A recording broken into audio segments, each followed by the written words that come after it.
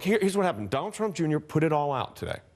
It's all out there. After several days of different stories But there's a couple of key points here. I mean, one key point is this is not a situation where the president was involved in this meeting, was not aware of the meeting, did not attend this meeting. He didn't know about this meeting until a few days ago? Yes, that's correct. Very recently. You don't find that surprising? No, his campaign chairman, Jared Kushner, and his son have this really weird experience. For how many minutes? 20? And what did the lawyer, that's the Russian lawyer, what did she say, how long? 15, 20 minutes. Yeah. And nothing happened. So what would you report? We had a meeting that nothing happened? I mean, in the middle of a presidential campaign, you're assuming everybody's sitting in a room. You know this is not. I think it's very. Covered these. You're not sitting in a room and having a discussion. With if they did that, they'd be having meetings about meetings all day. I think that you were understandably downplaying the oddity of getting an email saying the Russian government wants to help us, and here's this meeting. But let me ask you this: The New York Times is reporting this evening that the president's lawyer, Mark Kasowitz, another one of the president's attorneys, might resign, is threatening to resign over frustration with Jared Kushner, because the feeling in the New York Times story is that Kushner might be not disclosing everything and not working with the president's team. What can you tell us about that? Let me be very clear. That is categorically false. I speak with Mark Kasowitz and my other co-counsel on this case pretty much every day. Spoke to Mark yesterday. Spoke to his partners today. So I don't know where this is coming from, but let me be really clear. Mark Kasowitz is the lead lawyer in this case. I'm one of the lawyers on the team. But Mark Kasowitz's firm is the lead on this case. There is no dissension in the ranks. This is a completely false story. So I don't think I could be any clearer than that. When you say in the ranks, you're including anybody. Jared Kushner, anybody in the Trump team. Yeah, I mean, look, in a situation like this, there's multiple lawyers. People have lawyers. Different clients have different lawyers. But there's no frustration. Not only no frustration, there's cooperative arrangements. I mean, people, lawyers are working well together. Look, you put a group of lawyers in the room, we work through issues. Maybe one wants to go in this direction, one wants to go in that direction. You work it out. You know what the situation ultimately is? Like in any legal case, you make a strategy decision, you talk to your client about the strategy decision, they accept it. So this idea that Mark Kasowitz or the Kasowitz firm, who's represented the president for a couple of decades, is completely false. The New York Times also reporting that the president personally signed off on the original statement that Donald Trump Jr.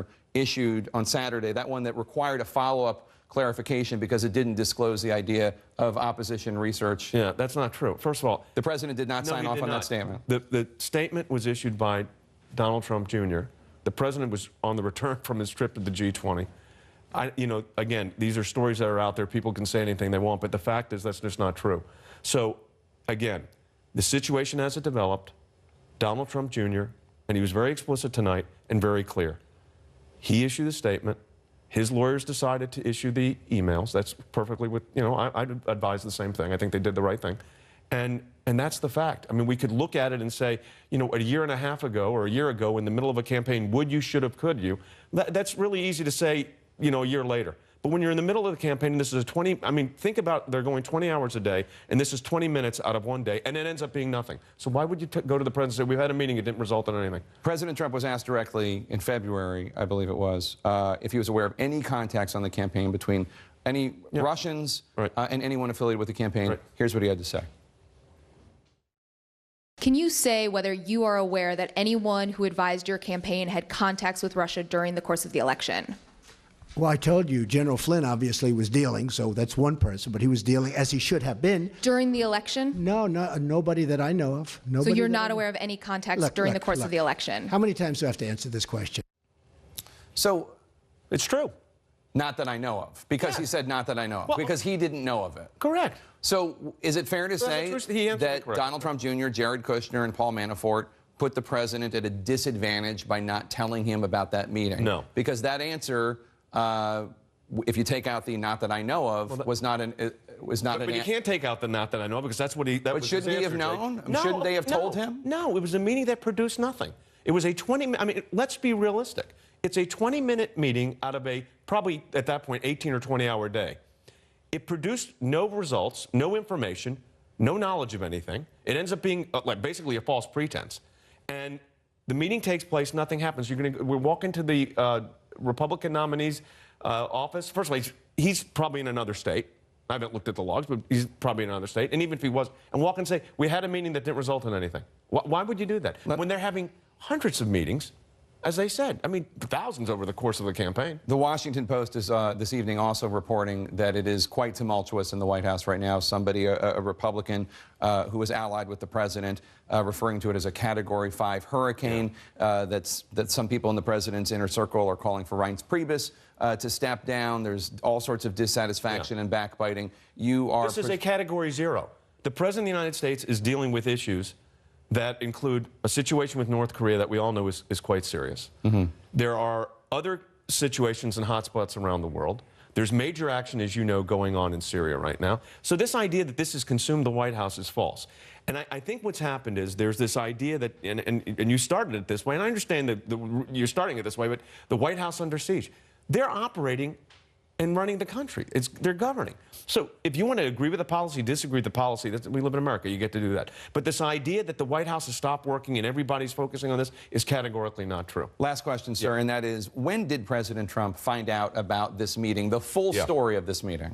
The full story of the meeting? Yeah, well, just the emails, I mean, you're talking very recently, and I'm not going to give you the nature of the conversation. I will tell you this. It was a conversation between his lawyers and the president very, very recently. The president was not aware of this until Today? Yesterday? No, I mean, you know it happened. I mean, it started coming out, the situation started coming out over the weekend, so within that time frame. Within the time frame, that's when he found out. I mean, the president, by the way, never saw an email, did not see the email until it was seen today.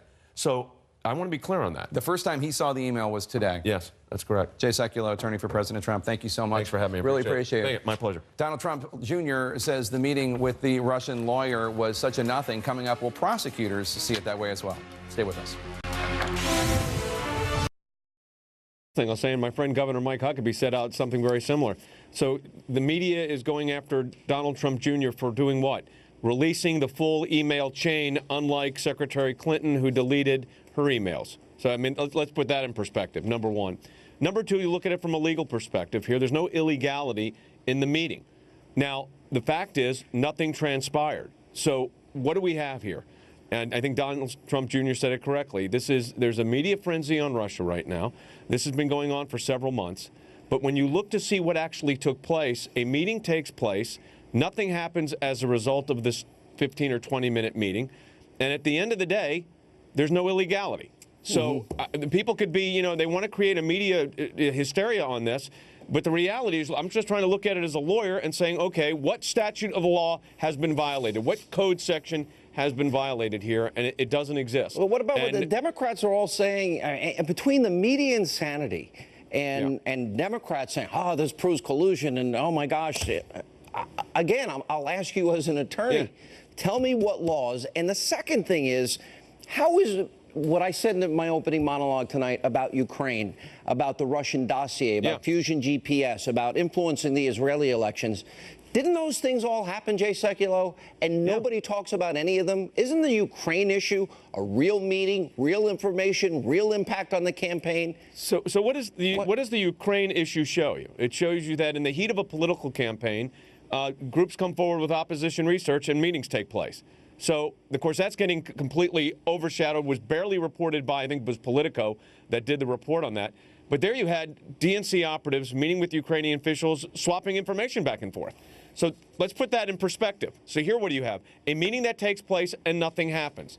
And then you raise the issue which I've been concerned about for a long time, and that was the whole issue of State Department funding going over in the tunes of hundreds of thousands of dollars to run to a group that's running political campaigns against the Prime Minister of the State of Israel.